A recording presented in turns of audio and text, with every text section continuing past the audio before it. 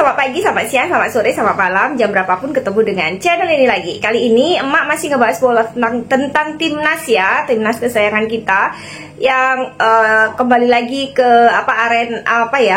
kembali lagi ke arena ya. Go back to the race untuk kualifikasi Piala Dunia 2026, dan asa itu terbuka lagi untuk kita ketika kita berhasil mengalahkan Bahrain 1-0 kemarin.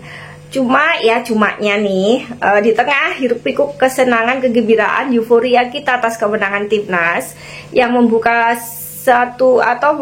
pintu agak sedikit lebar untuk kita biar bisa masuk ke kualifikasi Piala Dunia. Masih ada beberapa yang memberikan semacam not good apresiasinya ya, macam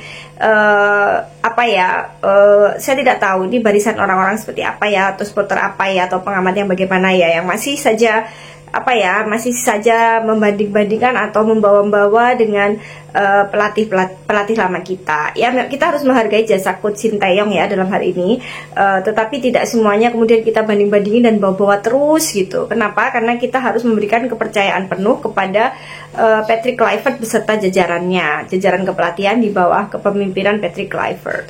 Jadi mau pakai cara main yang pragmatis atau apapun, mau defensif, ofensif, apapun itu, ya biarkan Patrick Kluivert beserta jajaran kepelatihan yang merumuskan strategi-strategi dan taktik-taktik apa yang akan dilakukan oleh timnas ke depan.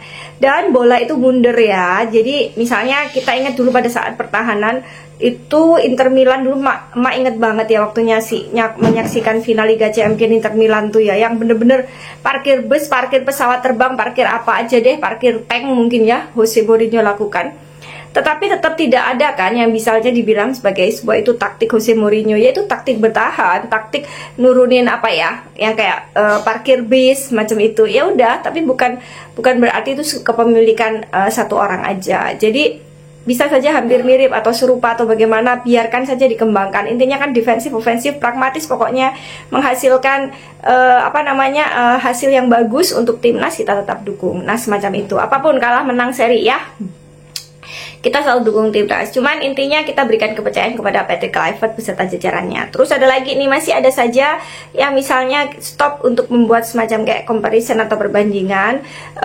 Ini siapa sih sebenarnya? Nggak usah bertanya. Ini sebenarnya taktiknya siapa? Kluivert atau Alex Pastoor atau apa? Tidak usah membenturkan persatuan dan kesatuan yang ada di timnas sekarang. Ini kan jajaran kepelatihannya, head coachnya atau kepala pelatihnya adalah Patrick Kluivert, dan dia membawa orang-orang hebat, Dani Lazard, terus kemudian yang kita pasti tahu Alex Pastoor memang vibes-nya kayak kerasa Jose Mourinho banget, kayak pinter banget gitu ya. Nah, tapi kita nggak bisa banding-bandingin ya, oh ini taktiknya ini, enggak, mereka bekerja as a team. Kalian kalau misalnya kita pernah bekerja ya misalnya, nah pemimpin kita yang mimpin kita, memang pemimpin kita nggak punya tim hebat kan, misalnya kita yang berada di bawahnya. Kalau pemimpin kita hebat, otomatis kan jajaran kepelatihannya itu di bawahnya itu juga memang hebat-hebat. Nah, jadi Patrick Kluivert di sini, ini ada pendapat yang bagus nih. Kita ini kan selalu cenderung kalau netizen Indonesia tuh kayak ngebandingin nih si Patrick Kluivert nih selalu dengerin yang banyak ngomong nih, yang banyak ngatur itu adalah Alex Pastoor ataupun apa-apa, banyak-banyak berseliweran semacam itu. Jadi kita comparing sesuatu yang nggak perlu gitu, membanding-bandingkan sesuatu yang nggak perlu. Ya namanya Alex Pastoor adalah anggota dari jajaran tim kepelatihan, dia pasti akan memberikan all in yang terbaik, memberikan sumbangan yang terbaik, termasuk Dani Lazard. Dan kemudian kepada siapa ya head coachnya? Bagaimanapun juga head coach kita adalah Patrick Kluivert. Nah, tapi dibalik semua huru hara, maksudnya masih ada saja 1, 2, 3 ya yang mengeluarkan statement seperti itu. Ada statement menarik justru dari Malaysia. Jadi salah satu pengamat bola di Malaysia ini memberikan statement yang menurut emak sangat positif sekali vibes-nya, dan mendukung sekali gitu loh. Jadi ini ngerti banget gitu loh, kenapa sih kita itu berganti kepelatihan dari coach Sinteyong ke coach Patrick Kluivert gitu ya. Jadi di sini itu secara garis besar ini kan kita punya visi misi yang sama, yaitu kita ingin semua orang di Indonesia ini, kita ingin timnas kita itu lolos dan bendera kita tuh berkibar di ajang Piala Dunia nanti.